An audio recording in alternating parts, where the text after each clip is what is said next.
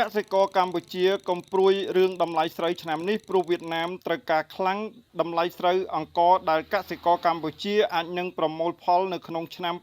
2025និង2026អាចនឹងមិនមានបញ្ហារឿងតម្លៃប៉ុន្មានឡើយដោយសារតែវៀតណាមត្រូវបានគេព្យាករណ៍ថានឹងបង្កើនការនាំចូលអង្ករក៏ដូចជាស្រូវនៅក្នុងបរិមាណដ៏ច្រើនការិយាល័យកសិកម្មសហរដ្ឋអាមេរិកដែលគេហៅកាត់ថា USDA បានព្យាករណ៍ថានាឆ្នាំ2025នេះនិង2026ខាងមុខវៀតណាមនឹងក្លាយជាប្រទេសនាំចូលស្រូវអង្ករធំលំដាប់ទី2របស់ពិភពលោកបន្ទាប់ពីប្រទេសហ្វីលីពីនប្រភពដដែលបានអះអាងថាបើយោងតាមការប៉ាន់ប្រមាណផ្នែកផ្គត់ផ្គង់និងតម្រូវការកសិកម្មពិភពលោកចុងក្រោយបំផុតបានអះអាងថាវៀតណាមត្រូវបានគេព្យាករណ៍បែបនេះដោយសារតែប្រទេសនេះត្រូវការអង្ករដ៏ច្រើនដើម្បីបំពេញតម្រូវការនាំចេញតាមកិច្ចសន្យាដែលគេធ្វើ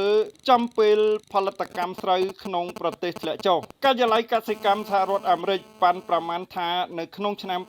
2025នេះវៀតណាមនឹងនាំចូលអង្ករនៅក្នុងប្រមាណរហូតដល់ចំនួន4លានតោនហើយនៅក្នុងឆ្នាំ2026នឹងអាចដល់4.1លានតោនខណៈដែលហ្វីលីពីនត្រូវបានគេរំពឹងថានឹងនាំចូលអង្ករច្រើនជាងគេជាមួយនឹងតម្រូវការប្រមាណជាង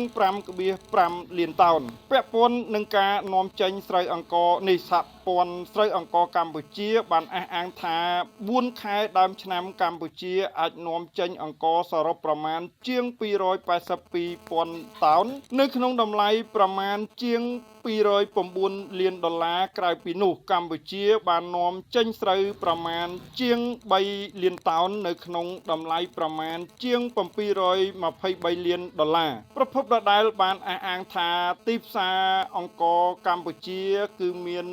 59ប្រទេសប៉ុន្តែទីផ្សារស្រូវគឺមានតែប្រទេសជិតខាងទេហើយគេដឹងថាភាគច្រើនបំផុតគឺប្រទេសវៀតណាមនេះឯងលោកទឿសារ៉ាន់ជាកសិករម្នាក់នៅខេត្តកំពង់ធំបានអះអាងថាពីមុនមានឈ្មួញថៃអីចុះមកទិញដែរប៉ុន្តែប៉ុន្មានឆ្នាំចុងក្រោយនេះគឺមានតែឈ្មួញនៅក្នុងស្រុកនិងមកពីវៀតណាមលោកបានអះអាងថាពេលនេះលោកមិនទាន់មានស្រូវលក់ទេប៉ុន្តែកាលពីឆ្នាំមុនគឺអាចលក់បាន5ទៅ6តោនដែរហើយតម្លៃគឺគេចុះមកទិញបានថ្លៃគួរសមគឺ1តោនជាង1លានរៀលដែរកសិករម្នាក់ទៀតអាយុ45ឆ្នាំនៅស្រុកបាធាយខេត្តកំពង់ចាមឈ្មោះចិនសាដែមបានអះអាងថាឲ្យតែស្រូវបានថ្លៃកសិករចេះតែមានកម្លាំងធ្វើហើយពីព្រោះក្រៅពីហូបគឺអាចដោះដូរទូទាត់គ្រាន់ធ្វើឲ្យជីវភាពគ្រាន់បើបន្តិចតាមសហព័ន្ធស្រូវអង្ករកម្ពុជាតម្លៃស្រូវ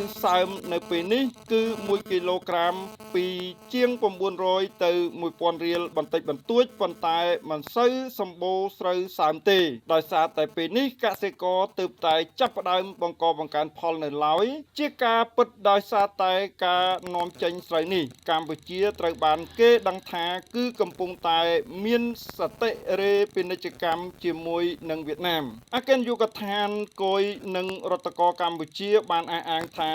នៅ4ខែដើមឆ្នាំនេះកម្ពុជាមានកតិរេពាណិជ្ជកម្មជាមួយនឹងវៀតណាមប្រមាណជាង$354លានដោយកម្ពុជានាំចេញបានជិត$1.790លានហើយនាំចូលជាង$1.435លានកម្ពុជានាំចូលពីវៀតណាមគឺមានគ្រឿងអេឡិចត្រូនិករបស់ប្រើប្រាស់ប្រេងឥន្ធនៈហើយនាំចេញតែផលិតផលកសិកម្ម